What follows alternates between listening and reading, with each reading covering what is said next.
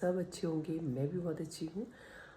जैसा कि मैंने आपको पहले बताया था कि हम लोग ऋषिकेश हरिद्वार की एक छोटी सी ट्रिप पर आए हुए हैं। तो मैं रेडी हो चुकी हूँ। अभी बेटे को उठाना है, वो सोया हुआ है और साथ में बैठी है शैडो। बस ये दोनों रेडी होते हैं तो फिर हम निकलते हैं। रेडी होने के बाद दोस्तों हम निकल पड़े थे अपने सफ़र पर।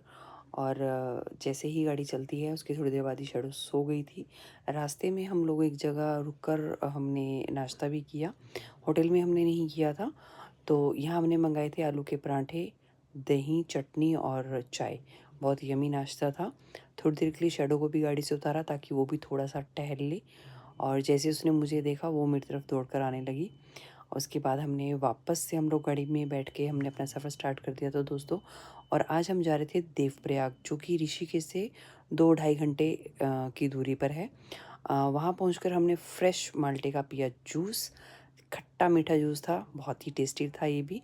और उसके बाद फाइनली हम पहुँच चुके थे देवप्रयाग, संगम घाट। देवप्रयाग का संगम घाट, जहाँ 2 पवित्र नदियों का संगम होता है। बहुत ही अच्छी जगह लगी दोस्तों मुझे। हो सकता है आप में से बहुत से लोग गए होंगे, लेकिन मैं ये फर्स्ट टाइम मेरा जाने का मुझे यहाँ मौका मिला था। और बहुत ही सुंदर जगह। ये एक छोटा सा पुल बना हुआ है जिसके नीचे से ये भागीरथी नदी बह रही थी। और दूसरी तरफ से अलकनंदा नदी आती है।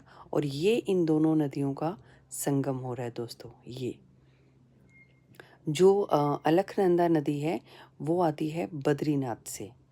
और भागीरथी नदी आती है गंगोत्री से।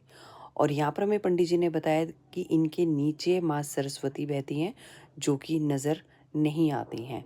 और तभी वहाँ पर माता की पूजा के बाद माता की जो ये डोली होती है, मुझे एग्जैक्ट नहीं पता है, लेकिन उनको लेके जाया जा रहा था।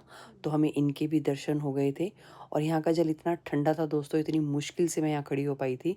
मैंने जल भरा, पूजा की, पंडित जी का आशीर्वाद लिया और प्रसाद लिया। और उसके बाद अपने बेटे के साथ 2-3 फ़ोटोज़ क्लिक कराई यहाँ पर। हमें वापसी भी टाइम से निकलना था, क्योंकि जैसे मैंने आपको बताया कि हमने स्टे ऋषिकेश में किया हुआ था। तो वापसी में फिर से हमें वही 2-2.5 घंटे लगने थे। तो हम मार्केट में से थोड़ा होते हुए आए। और ऐसी जगहों पे पूजा पाठ का ही सामान ज़्यादा होता है। तो बहुत सुंदर सामान था। ये छोटे-छोटे से छज थे जो ऑब्वियसली पूजा में ही काम आते हैं। और छोटी-छोटी सी मटकियाँ भी थी बहुत सुंदर, ये भी पूजा में काम आती हैं दोस्तों।